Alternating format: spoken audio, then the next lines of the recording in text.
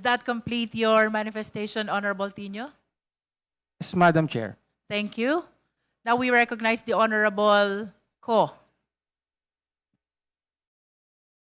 Thank you, Madam Chair. Madam Chair, mga kapwa ko mambabatas at sa sambayan ng Pilipinong nakasubaybay, isang makatarungang pagbati sa ating lahat.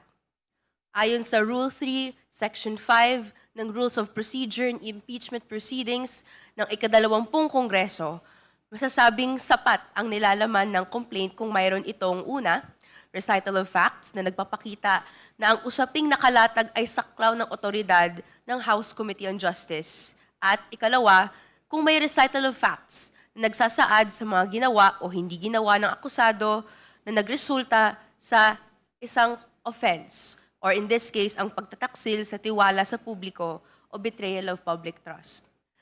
Kaya naman po, Madam Chair, pinaninindigan namin na itong ikalawang impeachment complaint na inihain ni Maza at iba pa laban kay Pangulong Ferdinand Marcos Jr. ay sufficient in substance. Hindi maitatanggi na pasado ang impeachment complaint na ito sa dalawang nabanggit na pamantayan. Una, tungkol sa recital of facts na nakakasaklaw sa jurisdiction of the Committee on Justice ang impeachment complaint na ito, matatagpuan ito sa paragraphs 1 and 2 ng impeachment complaint.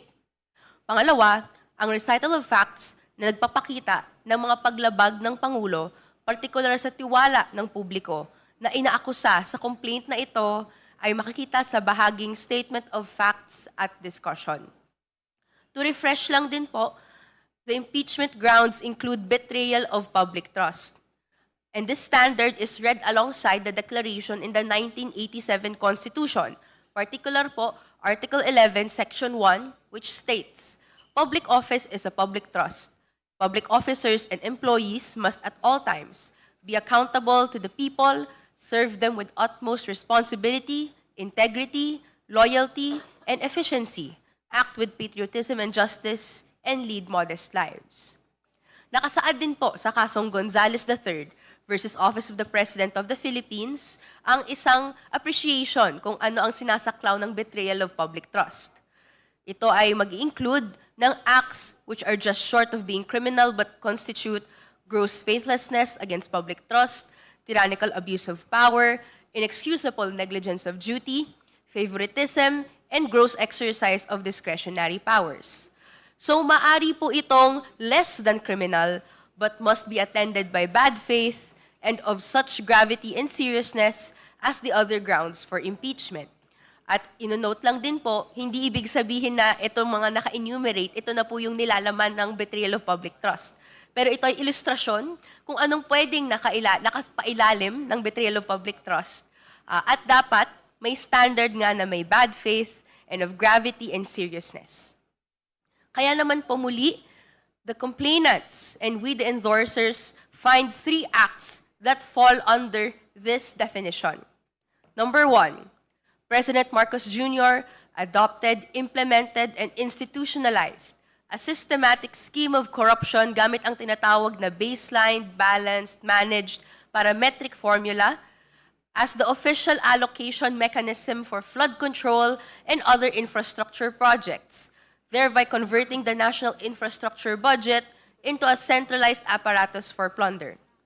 Sa isang dokumentong nirelease ng DPWH Office of the Secretary na kapetsa ng July 2022, nakasaad doon na ang BBM parametric formula ay ginamit para i-prepare ang 2023 National Expenditure Program, kung saan ang managed portion ng formula ay may clause na nagsasabi na, and I quote, "Priorities of the leaders of the national government and the legislature will also be considered in the matter of infrastructure budgetary allocations," which allowed ang technical flood risk data ay ma-override ng priorities na ito at nagresulta sa paglustay ng pera ng taong bayan para magtayo ng mga proyekto sa area na di kailanman at di angkop sa lugar na kinatayuan para lang may mangkuhang kickback ang mga opisyal at kontraktor. Ang formula na ito ay hindi lang nakapangalan or nakapalayaw sa acronym ng Pangulo na BBM, pero siguradong dumaan din sa mata ni Pangulong Marcos Jr. at pinangasiwaan taon-taon. Meron pa nga pong declaration, Madam Chair, si incumbent DPWH Secretary Vince Dizon that they will phase out the Cabral formula in the future NEP preparations. Pumaldo dahil pinadulas ng DPWH sa ilalim ng Pangulo ang sistema ng nakawan na nakatago mismo sa proseso sa pagbabudget ng pondo ng bayan.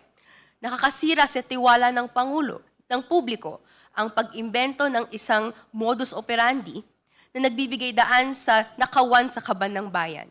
This is an impeachable offense. Number 2, President Marcos Jr. personally authorized the 213.8 billion pesos in unprogrammed appropriations releases from 2022 to 2025, which funded anomalous projects. Ito ay isang grave abuse of discretionary power na nakabigay sa Presidente under the Administrative Code and the General Appropriations Act ng 2024. Gusto ko lang pong i-cite kung anong nakalagay sa Administrative Code. Section 35, Chapter 5, Book 6 of this code mandates expenditures from lump sum appropriations authorized for any purpose, for any department, office, in any General Appropriations Act shall be made in accordance with the special budget to be approved by the President. Ito rin po ay nakasaad sa Special Provision Number 1 ng 2024 GAA under UA, explicitly providing that ang release ng UA ay subject to the submission of a request to the President and a special budget to be approved by the President pursuant to Section 35 of the Administrative Code. Wala pong lusot. Nakasaad sa mga binanggit nating probisyon sa batas na nasa Pangulo ang huling pasya para gastusin ang unprogrammed appropriations. Mas malala pa kaysa sa bastang-bastang paglipat ng Pangulo ng pondo para sa mga kaduda-dudang flood control projects, ginamit din ng parehong Special Provision Number 1 ng 2024 GAA para utusan ang PhilHealth na magsoli ng 89.9 billion pesos sa National Treasury, na inaming ginamit din para pondohan ang unprogrammed appropriations para raw sa infrastructure projects na di malinaw at di masilip ng lehislatura bilang sila ay nasa unprogrammed appropriations. Kaya naman po, ito ay actually dineclare ng Korte Suprema just this December 2025 na labag sa konstitusyon. Dapat ang Pangulo ay kayang pagkatiwalaan sa paggawa ng mga desisyon para sa kapakanan ng bayan, pero nakakasira ng tiwala ang pag-abuso niya sa paglipat pondo at paggastos para sa unprogrammed appropriations sa mga proyekto na di na nga mabusisi sa transparent na talakayan sa Kongreso at maanomalya pa. Imposibleng di dumaan sa Malacanang ang mga desisyon sa paggamit ng UA. Direktang pananagutan niya ito at hanggang ngayon wala pa ring buong paliwanag sa pinagdalhan ng pera na ito. Pagbasag po ito sa tiwala ng publiko and thus an impeachable offense. At number 3, si President Marcos Jr. ay direktang nag-utos ng budgetary insertions na di bababa sa 100 bilyong piso. Direkta rin daw na nakinabang siya sa di bababa na 8 bilyong piso na ipinadala sa mga tauhan niya. Ito, kung napatunayang totoo, ang pinakamabigat sa lahat. Kailangan ungkatin to para mapatunayan sa dulo kung karapat-dapat pa bang makuha ng Pangulo ang tiwala ng publiko sa kabila ng lahat ng mga nagawa at di nagawa para masira ang tiwalang ito. Walang dahilan para hindi po tumuloy ang complaint na ito sa susunod na yugto ng proseso. The clear recital of facts constituting the offense is provided in the complaint.